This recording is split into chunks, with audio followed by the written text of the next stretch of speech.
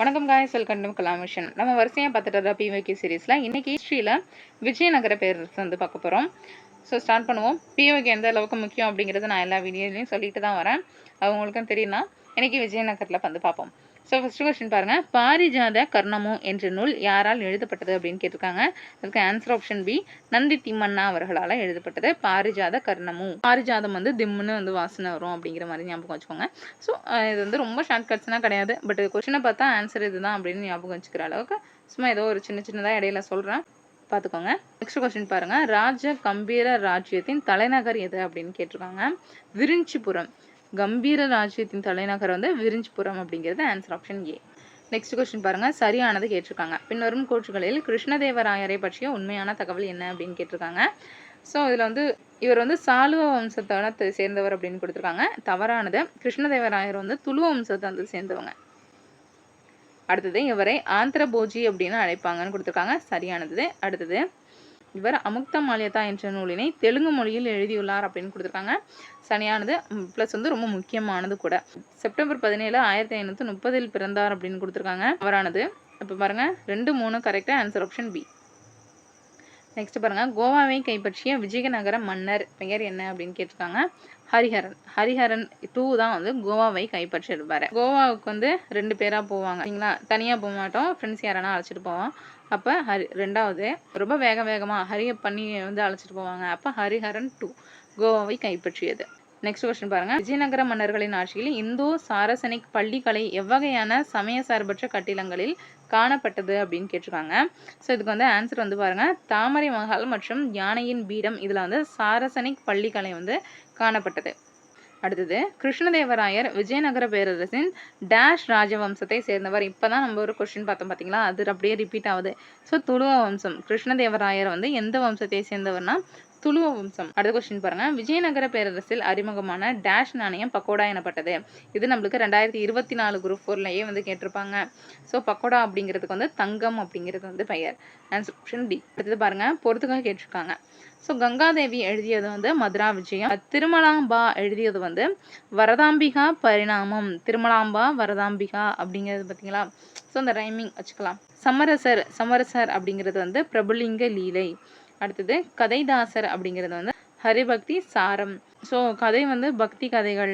தாசர் அப்படின்னா நம்மளுக்கு வந்து பற்று அப்படின்னா, ஹரினா கிருஷ்ணரோட பக்தியில் வந்து கதையில் ரொம்ப பற்றா இருக்கிறது அப்படிங்கிற மாதிரி ஞாபகம் வச்சுக்கலாம்.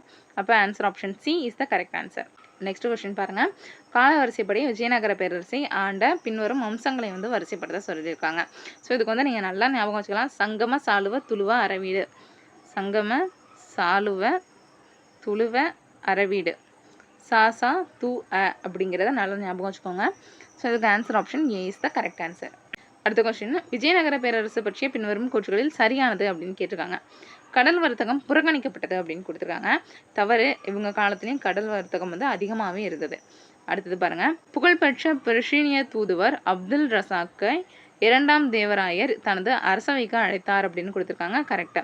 அப்துல் ரசாக் கிருஷ்ணதேவராயர் அரசவைக்கு வந்திருப்பாங்க. அடுத்தது, விஜயநகர பேரரசு 1ஆம் ஹரிஹரரால் நிறுவப்பட்டது அப்படின்னு கொடுத்துருக்காங்க. சரி.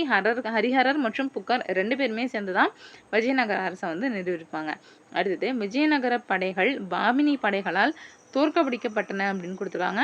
கண்டிப்பாக தவறு. பாமினி தான் விஜயநகர் வந்து தோற்கடிச்சிருப்பாங்களே தவிர இவங்க அடிச்சிருக்க மாட்டாங்க. அப்போ 4வது தவறு. 2, 3 கரெக்டாக இருக்கு. பாருங்க, answer option C is the correct answer. அடுத்தது, விஜயநகர மன்னர் ஆட்சியில் துங்கபத்ரா ஆற்றில் ஒரு பெரிய அணையை வந்து கட்டினார். யார் கட்டினார் அப்படின்னு பார்த்தீங்கன்னா 2ஆம் புக்கர். 2ஆம் புக்கர் தான் வந்து விஜயநகர மன்னர் ஆட்சியில் துங்கபத்ரா ஆற்றுக்கு நடுவில் அணையை கட்டியிருப்பாரு. நெக்ஸ்ட் கொஸ்டின் பாருங்க, பின்னொரு நாட்டில் எது சரியாக பொருத்தப்பட்டுள்ளது அப்படின்னு கேட்டிருக்காங்க. இது கரெக்டாக பொருத்தப்பட்டது அப்படின்னு பார்த்தீங்கன்னா காக்கத்தியர்கள் வாரங்கள் மட்டும்தான் கரெக்டாக பொறுத்திருக்கு. ஸோ இங்கே வந்து யாதவர்கள் வந்து தேவகிரியில இருந்து எடுத்திருப்பாங்க. பல்லவர்கள் வந்து காஞ்சி, ஹொய்சாலர்கள் வந்து துவாரசமுத்திரர்கள் அப்படின்னு வரும். இப்போ கரெக்டாக அப்படின்னு பார்த்தீங்கன்னா காக்கத்தியர்கள் வாரங்கள். அடுத்த கொஸ்டின் பாருங்க, கிருஷ்ணதேவராயரின் அமுக்த மால்யதா யாருடைய வாழ்க்கையை விவரிக்கிறது அப்படின்னு கேட்டிருக்காங்க. இதுக்கு ஆன்சர் ஆப்ஷன் ஏ, பெரியாழ்வார். இந்த கிருஷ்ணதேவராயரே ரொம்ப முக்கியம். அவங்கள பற்றினது எல்லாமே வந்து முக்கியம். இதில் இவர் எழுதினது வந்து பெரியாழ்வாரை பற்றி குறிப்பிட்டிருக்கோம். பெரியாழ்வார் ப்ளஸ் வந்து ஆண்டாளையும் வந்து குறிப்பிட்டிருக்கோம். இதுக்கு ஆன்சர் ஆப்ஷன் ஏ. அடுத்த கொஸ்டின் பாருங்க. அல்லாசானி பெத்தன்னா மிகவும் சிறந்தவர் மற்றும் அவர் அடிக்கடி டேஷ் என அழைக்கப்படுகிறார் அப்படின்னு கொடுத்துருக்காங்க. ஆந்திர கவிதா பிதாமகன் ஆந்திர கவிதா பிதாமகன் அப்படின்னு அழைக்கப்படுபவர் அல்லசானி பெத்தன்னா. ஸோ பெத்தாதான் மகன் அப்படின்னு ஞாபகம் வச்சுக்கோங்க. பெத்தன்னா மகன். நெக்ஸ்ட் விஜயநகரம் நகரத்தின் சுற்றளவு 60 மைல் என்று குறிப்பிடும் வெளிநாட்டு பயணி யார் அப்படின்னு கேட்டிருக்காங்க. இதுக்கு வந்து ஆன்சர் ஆப்ஷன் பி நிக்கோலோ காண்டி அப்படிங்கிறவங்க தான். விஜயநகரத்தோட சுற்றளவே வந்து 60 மைல் அப்படின்னு குறிப்பிட்டிருப்பாரு. அடுத்த கொஸ்டின் பாருங்க. முதலாம் ஹரிஹரா தன் நாட்டை ஸ்தலங்களாகவும் நாடுகளாகவும் எந்த மாதிரியின் அடிப்படையில் ஒழுங்கமைத்தார் அப்படின்னு கேட்டிருக்காங்க. காக்கத்தியர்களோட மாதிரியை வச்சுதான் வந்து தன்னோட நாடுகளை வந்து வகைப்படுத்தியிருப்பாரு. Next question. 1474ஆம் ஆண்டு இந்தியாவிற்கு வந்த ரஷ்ய பயணி யார் அப்படின்னு கேட்டிருக்காங்க. ஸோ ரஷ்ய பயணி நிகிடின் 1474. புட்டின் மாதிரி நிகிடின் ஞாபகம் வச்சுக்கோங்க, ரஷ்யாவிலேருந்து வர்றது. நெக்ஸ்ட் கொஸ்டின் பாருங்க. விஜயநகர அரசியல் கீழ்கண்ட எந்த வரி தொழிற்சாலை வரி என அழைக்கப்படுகிறது அப்படின்னு கேட்டிருக்காங்க. தொழிற்சாலை வரின்னு வந்து அழைக்கப்படுகிறது வந்து தறிக்கடமை அப்படி இல்லைன்னா செக்கு கடமை, அதுதான் வந்து தொழிற்சாலை வரி அப்படின்னு குறிப்பிடுவோம். அப்போ பாருங்க answer option D is the correct answer. Next question பாருங்க. விஜயநகர பேரரசின் வளத்தை குறிப்பிடும் பொழுது கீழ்வருவனவற்றை கவனிக்கவும் அப்படின்னு கொடுத்துருக்காங்க. விஜயநகர பேரரசின் வளர்ச்சிக்கு காரணம் அதன் விவசாயம், தொழிற்சாலை, வணிபம் அப்படின்னு கொடுத்துருக்காங்க. ஸோ இதில் எல்லாம் சரியானது கேட்டிருக்காங்க. இது சரிதான். அடுத்தது மாநிலங்கள் நீர்ப்பாசன முறையை வந்து கடைபிடித்தது அப்படின்னு கொடுத்துருக்காங்க. சரி. தொழிற்சாலைகளுக்கு மாநிலம் முக்கியத்துவம் கொடுத்தது அப்படின்னு கொடுத்துருக்காங்க. இதுவும் சரிதான். அடுத்தது வாணிபம் உள்நாடு, கரையோரம், வெளிநாடு சார்ந்து இருந்தது அப்படின்னு கொடுத்துருக்காங்க. இதுவும் சரிதான். அப்போ நாலுமே கரெக்டாக இருக்குது. 1, 2, 3, 4 answer option A is the correct answer. அடுத்த கொஸ்டின் பாருங்க. அச்சுதராயர் காலத்தில் விஜயநகர பேரரசு எத்தனை ராஜ்யங்களாக பிரிக்கப்பட்டது அப்படின்னு கேட்டிருக்காங்க. ஸோ விஜயநகர அரசு வந்து 17 ராஜ்யங்களாக அச்சுதராயர் காலத்தில் பிரிக்கப்பட்டிருக்கும். ஆன்சர் ஆப்ஷன் சி 17 ராஜ்யங்கள். அடுத்த கொஸ்டின் பாருங்க. விஜயநகரம் எந்த பெயரில் அழைக்கப்பட்டது அப்படின்னு கேட்டிருக்காங்க. ஸோ விஜயநகரத்துக்கு பேர்லாம் அப்படின்னு பார்த்தீங்கன்னா பிஜிநகர், விருப்பாக்ஷா, ஹோல்பட்டினம், வித்யாநகரம் அப்படின்னு தான் வந்து அழைக்கப்பட்டது. ஸோ விஜயநகரம் அப்படின்னா நம்மளுக்கு என்ன அர்த்தம்னா வெற்றியின் நகரம் அப்படின்னு பேர். ஸோ இதுக்கு வந்து இந்த பெயர்கள்லாம் இருக்குது. பிஜிநகர், விருப்பாட்சபுரம், ஹோஸ்பட்டினம், அதே மாதிரி வித்யாநகரம் அப்படின்லாம் உண்டு. ஆன்சர் ஆப்ஷன் டி பாருங்க 1, 2, 3, 4. அடுத்தது பொறுத்த சொல்லியிருக்காங்க. பயணிகளையும் அவங்க வந்து எந்த ஆட்சியாளர்கள் காலத்தில் வந்தாங்க அப்படின்னு கேட்டிருக்காங்க. ஸோ நிக்கோலோ டி காண்டி அப்படிங்கிறவங்க வந்து 2ஆம் கிருஷ்ணதேவராயர் காலத்தில் வந்திருப்பாங்க. அதே மாதிரி டோமிங்கோ ஃபயஸ் அப்படிங்கிறவங்க வந்து கிருஷ்ணதேவராயர் காலத்தில், ஃபெர்னோனுன்ஸ் அப்படிங்கிறவங்க வந்து அச்சுதராயர் காலத்தில், அப்துல் ரசாக் வந்து 1ஆம் தேவராயர் காலத்தில் வந்து வந்திருப்பாங்க. ஷார்ட்கட்ஸ் அப்படிங்கிற மாதிரி நிக்கோலோ அப்படின்னு வந்து நிற்கணும்னா நம்மளுக்கு 2 காலில் நிற்போம். நின்றுக்கிட்டு டீ வாங்குறது. இப்போ டீ காண்டி கூட யாருனா வர்றாங்க அப்படின்னு வச்சுக்கோங்க. ஸோ 2 பேராக டீ போய் குடிக்கிறாங்க அப்படின்னா டீ காண்டி 2 பேர் போகிறோம், 2 காலில் நிற்கிறோம் அப்படிங்கிற மாதிரி வச்சுக்கோங்க. 2ஆம் தேவராயர். டோமிங்கோ ஃபயஸ்னா கிருஷ்ணதேவராயர். அடுத்தது வந்து ஃபெர்னோனுன்ஸ் பாருங்கள். நுன்ஸ்னால் வந்து நுணுக்கமாக வந்து அச்சு அடிக்கிறது வந்து ரொம்ப நுணுக்கமான கலை. அப்போ நுன்ஸ் அப்படின்னா அச்சுதராயர்.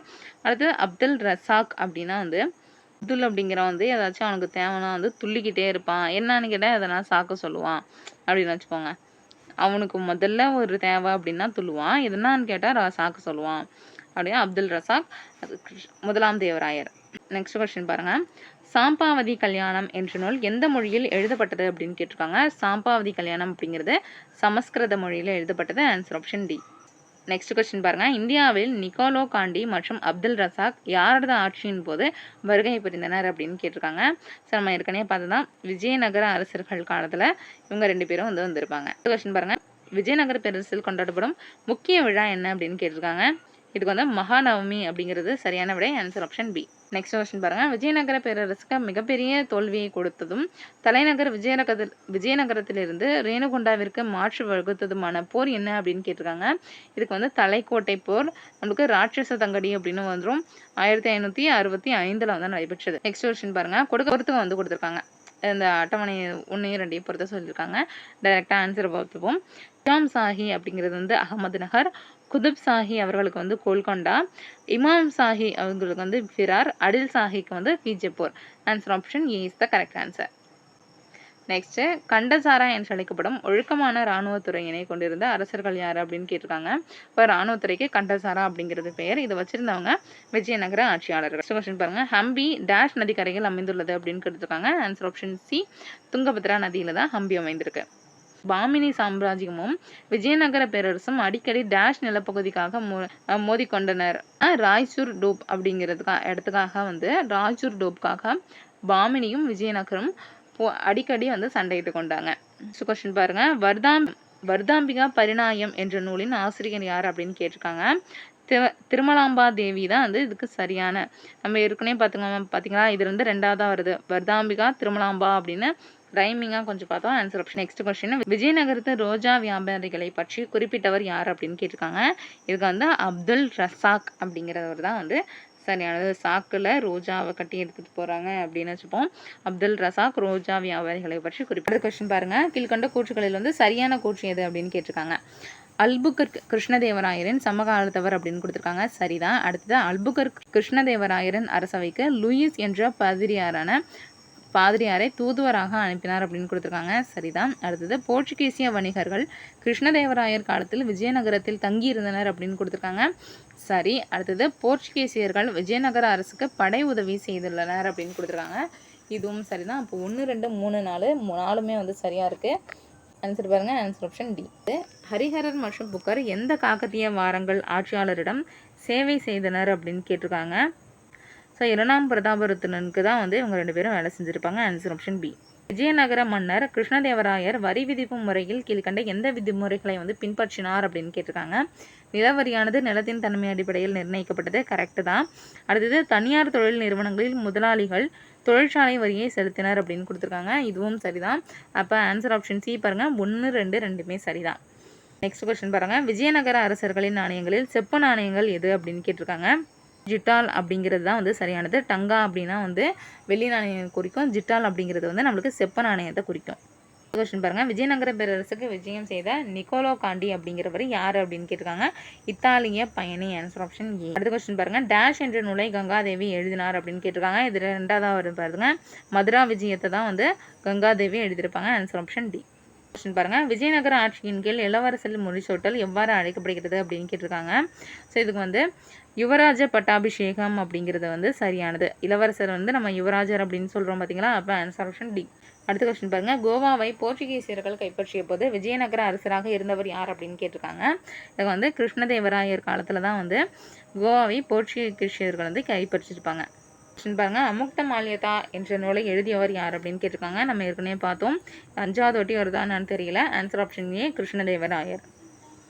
அடுத்தது திரும்பியும் பாருங்க, அதே கொஸ்டின் ரிப்பீட்டட். அமுக்த மால்யதாவை எழுதினது யாரு? கிருஷ்ணதேவராயர். Answer option. இதோட நம்மளுக்கு விஜயநகரை பற்றி கொஸ்டின்ஸ் முடிஞ்சிடுச்சு. இதே மாதிரி நெக்ஸ்ட் டாபிக் வைஸ் போடுறோம். நீங்கள் ஒவ்வொரு டாப்பிக்கும் சிலபஸ் வைஸ் படிச்சுட்டு அது நெக்ஸ்ட் இங்கே பார்க்கும்போது உங்களுக்கு ரொம்ப ஈஸியாக இருக்கும். ப்ளஸ் நீங்கள் இப்போ திரும்பியும் ஸ்டார்ட் பண்ண போகிறீங்க அப்படின்னாலும் இந்த வீடியோ பார்த்துட்டு படிங்க. உங்களுக்கு ரொம்ப யூஸ்ஃபுல்லாக இருக்கும். எந்த இடத்துல படிக்கணும் அப்படிங்கிற ஒரு தெளிவு கிடைக்கும். சேனலை மறக்காமல் சப்ஸ்கிரைப் பண்ணி வச்சுக்கோங்க. தேங்க்யூ.